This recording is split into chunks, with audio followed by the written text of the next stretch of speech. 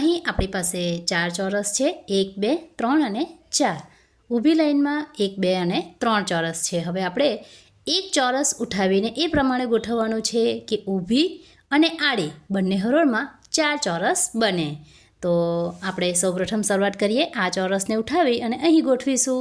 તો આપણે જોઈ શકીએ છીએ કે અહીં 4 ચોરસ છે, અહીં 3 ચોરસ છે. પણ આપણી શરત એ પ્રમાણે છે કે આપણે ઊભી અને આડી બંને લાઈનમાં 4 ચોરસ બનવા જોઈએ.